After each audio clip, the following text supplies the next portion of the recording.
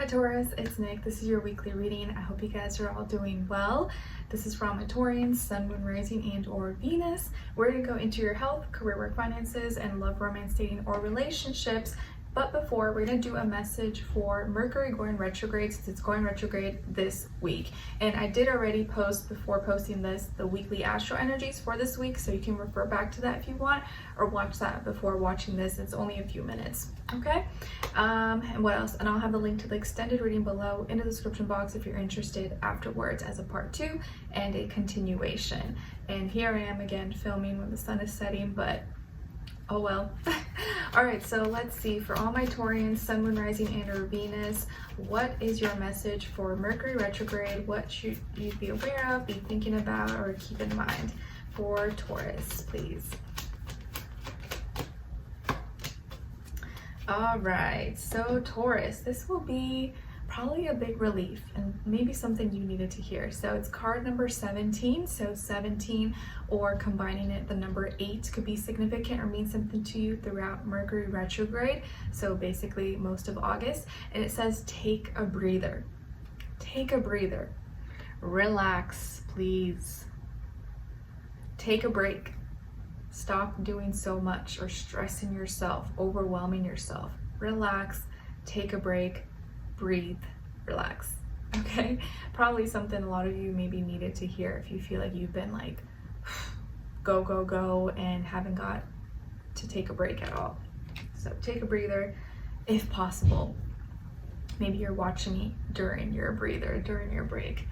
All right, so let's get into your reading. What's going on when it comes to your health for this week? So Taurus, you guys got temperance this week when it comes to your health. So I feel like this week you're going through experiences that are teaching you and helping you learn a lot about yourself at this time, and helping you expand as a person and be more connected to your spirit, maybe get more connected to your own spirituality. I also feel like the experiences you're going through this week are helping you to learn patience, and that not everything is so black and white. There's things that are in the middle, gray. And right now, you're gonna have to do things with finesse, be grounded and be stable, earthy, practical, but also be conscious of your emotions and your feelings, and have your one foot on the ground, but one foot in the water as well. Not one or the other. You gotta be a little bit mutable at this time. And so health-wise, I feel like here you're expanding, you're growing, and you're learning. Maybe you're taking some classes about health, or you're teaching about health. Maybe you're into diet, nutrition, or you're in a medical health system or something like that. Overall, I feel like you're having to go through experiences right now, and those experiences are going to be teaching you a lot about yourself, about your health, and who you are, okay, and what works for you, what doesn't work for you. Because a lot of times you don't know unless you try things. You don't know unless you experience and live life. And no one knows you, no one knows your body, your mind, your heart, your spirit better than you. So right now I feel like you're learning a lot about yourself, or you're going to be forced to learn more about yourself through your experiences. Okay, now when it comes to your work, school, career, and finances, you guys got the 5 of Cups. So in this area of life, so work, finances, money, business, stuff like that, there could be a situation that comes up that makes you kind of very emotional. You may be kind of sad. You may be feeling like you missed out on something, or you lost something, or it just affects you emotionally. So there could be some changes happening at work or at school, business, finances, and you're not exactly thrilled. You're not exactly happy about these changes. You're kind of sad. Like maybe the schedules, the systems, the protocols, or how you express yourself, or maybe you feel like you can't really express yourself the way you truly want to express yourself, or there's just changes in your reality that are not exactly the funnest, or you're just not really happy about it. So this week you may be feeling a little bit sad or upset in your feelings about things going on in that area of life, and maybe you're a little bit stressed about money, or your bills, or your debts, or your finances possibly, and so that is kind of keeping you down a little bit. or the stock market or something. So there are changes happening. So watch yourself, keep your emotions in check, because you may be feeling a little under the weather, just kind of sad about it. But just know it's just a phase. It's not going to last. It's just for this time, okay? And it will improve. Things will get better. It's not always going to be this way. All right, now when it comes to your love, romance, dating, or relationships on your side, so your energies, you guys got the 10 of Pentacles, 8 of Swords, and Justice. So some of you could have Libra in your chart, maybe also Aquarius, Gemini, or Virgo, Capricorn. But more so it could be Libra possibly. And yeah, if you hear my baby in the background, he's hanging out with his dad right now, so. All right, now on this other side for this other person, so this could be someone else you're dealing with or you will be dealing with, their energies, we have here the Fool, the Moon, and the Knight of Cups. So as far as who you could be dealing with, this person could definitely be a water sign, Cancer, Pisces, Scorpio, specifically Pisces, or could also be an air sign, Aquarius, Libra, Gemini, Sun, Moon, Rising, and or Venus. But doesn't have to be, could be any sign, like I always say to you guys, could just be the energy this person is embodying, playing out, or maybe be like a mixed match of one of those. So this person could be younger than you, if not by age, maybe by experience, but I feel like they have good intentions and they mean well and they want to connect with you and they care about you deeply. And specifically, I think emotionally, they hold space for you and they want to connect with you in an emotional way. I do feel like they are more of a risk taker and they're ready to take a leap of faith or try something new, or they're excited about you maybe, or something new you guys are doing together. They could have a pet. Maybe this person has a dog or a cat or something as well.